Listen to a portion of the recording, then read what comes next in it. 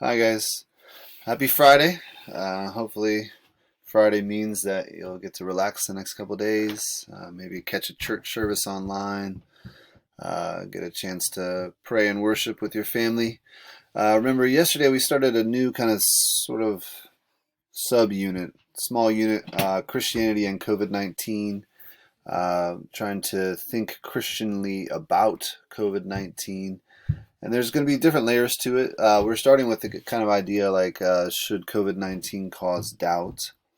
Um, Certainly emotionally, that would be expected. It's a heavy time period and it hits hard. And so it's certainly not unexpected that there would be an emotional um, component to that would maybe lead to some doubt. We're going to go on later and talk about Christian hope and maybe even some practical issues after that. But your job right now only is to just be watching, interacting with the videos, and then doing the John Eldredge reading. There's two chapters from a book that I thought were really profound in thinking about hope. He's actually writing after having lost a friend of his, so he was grieving pretty acutely. And so I thought those chapters were actually pretty apropos. I'm hoping that you're getting into them and you're starting to feel them a little bit yourself. But remember, yesterday what we talked about was this idea that when you doubt, it's typically because something new has come along, some kind of new experience, new piece of information. Um, Maybe even a new phase of life, and your worldview maybe wasn't able to naturally incorporate it, right? You found this didn't fit straight into your worldview very naturally, very easily. And one of the first things I wanted to kind of talk about was the idea that that's probably not a bad thing. Our worldviews are in constant need of revision. Maybe the better word is refinement, to be more and more thoroughly Christian. Certainly, there are things that we believe and have absorbed and assumed are Christian, but actually aren't.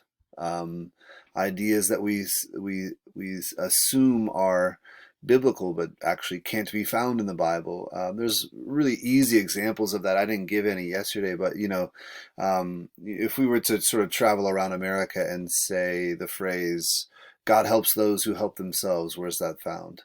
I think a lot of people would say the Bible, but actually that's a quote from Benjamin Franklin. It's this sort of thing that's actually not even biblical, but people absorb it as such.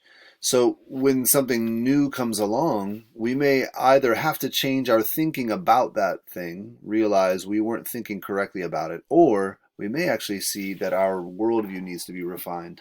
So we talked about this idea that uh, in the true sense of the word catastrophe, it means things won't ever be the same. And actually, that could be, in some small but beautiful ways, actually good for us as God rebuilds our faith more closely in alignment with who He is. And so we might see that this season of life could show us where we've been hoping in the wrong thing, where we've been placing our trust that we shouldn't. And I think that one of the really um, sort of obvious things is we have assumed that we have control of nature. Our worldview kind of says that's what we're able to do. We're autonomous. We control what happens in nature. And now we find that there are things beyond our control, at least in the short term. And then in many ways, that reminds us that this is a constant truth. What I wanted to talk to you about today is, okay, this question of, all right, well, if it's things that are new and we have trouble incorporating them into our worldview, and that's what causes doubt, is there something new happening here? Certainly, this is a novel coronavirus. It's new, and that's actually a large part of its power. Um, the the numbers that we're seeing, the tragic numbers that we're seeing, are in large part due to the fact that it's new, meaning so many people get infected with it. Um, Whereas if it wasn't new, more people would have the ability to fight it off in their immune system, and the numbers wouldn't be tragic. They wouldn't at least hit us nearly as hard. Um, so it is a novel coronavirus, so it's new in that way. But the truth is, in terms of human experience, historically, there's nothing new about pandemic and plague, right? I'm almost embarrassed to think how this pandemic caught me off guard, considering I've been a history teacher for 15 years. I know well the history of plague in our world. Um, I know even ones that have become really, really widespread before, like the Spanish flu of 1918 and into 1919. Um, so in that regard, actually, this isn't a new thing, a new personal experience, but not something that's new universally, right? This is not a new universal truth. We're not introducing the idea that there are pandemics historically. What we're seeing is that this is a particular truth, not a universal truth, but a particular truth, meaning it's new and now newly true for a particular group of people, but it isn't actually a new data point in history. And I had to remind myself of that. The sense of privilege that I operated with, that I was beyond that phase of history where pandemics came and went, and took so much heartache with them, or caused so much heartache. um, I had to realize a part of my hope was rather temporal and built into a false assumption that we were sort of beyond those things in history, which even that is rather ignorant on my part. There are plenty of experts who are warning of the possibility, because of globalization, of these kinds of pandemics popping up and being really, really problematic. Um, Now, as I realize that, it doesn't make it any easier to experience, but it may help me to refine my thinking. It may help me to realize, oh, what was true universally in December is still true universally now. If I had confidence in December of a universal truth such as God created the universe, the pandemic is not actually a new data point universally in that sense, and uh, I could think more rightly about it. It's not easier to experience. It's actually very hard to experience in the way I've have had. The last 5 weeks, it's been very hard for me, and I imagine that's true for some of you too. But I realize that's because it's something I personally haven't gone through and prepared for. And so um, I believe that God's helping me to turn the corner, to think more rightly about what's going on. But one of the things that I think is sort of an interesting result of thinking more rightly about this pandemic, even as it's emotionally very challenging to me and a hard thing to experience, and I've had waves of fear and anxiety.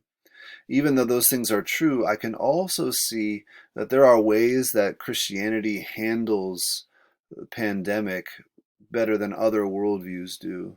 Um, um, what I mean is, there are some things that I believe are being confirmed about my belief set. One thing that I believe is being confirmed in real time is that every life is of immense value.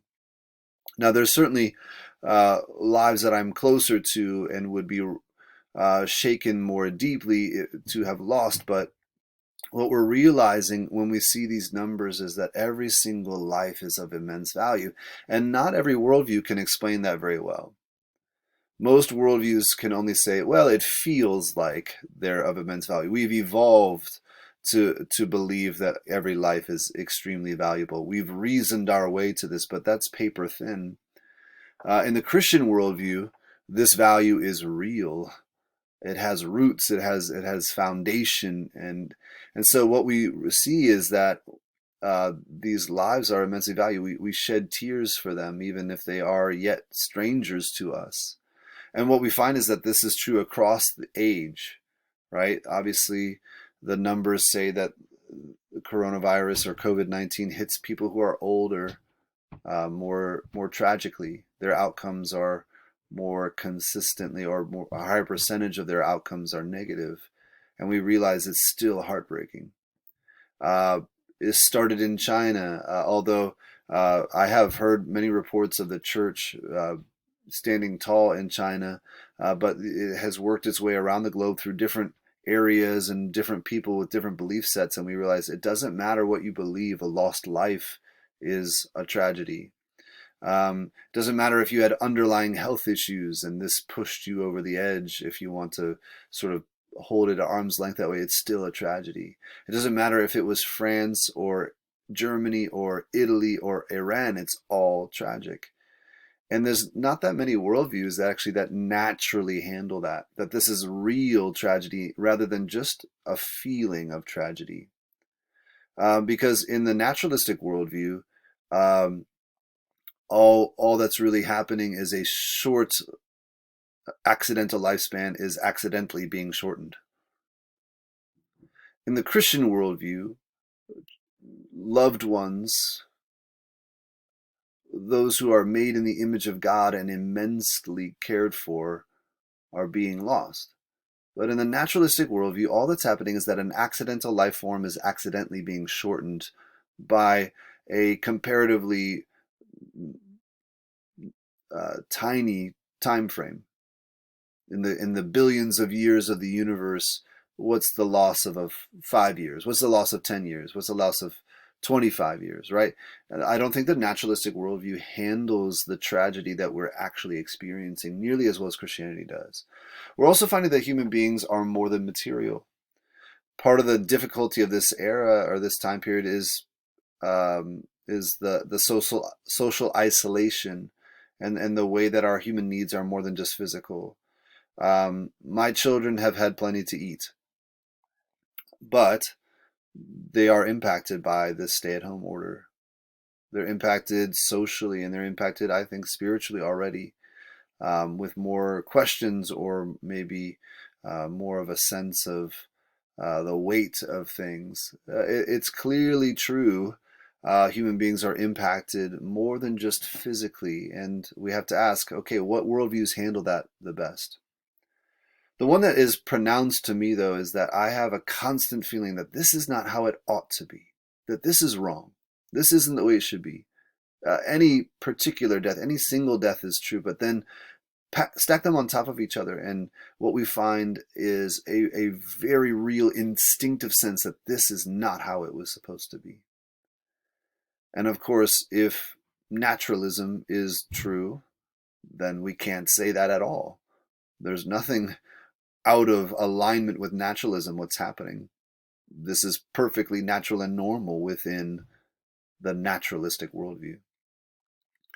A couple of other things I wanted to mention, and maybe I didn't order these particularly well, but I wanted to say, like, there's things that we're seeing around us that are really beautiful. Doctors coming out of retirement to go fight against COVID-19 on the front line, so to speak. People cheering from their balconies during shift changes every day. Um, I watched one short video of people cheering in Atlanta as the shift change took place, and I actually immediately started crying. I thought it was beautiful. Cheering for the people who had been fighting for 12 long hours against the COVID-19 pandemic.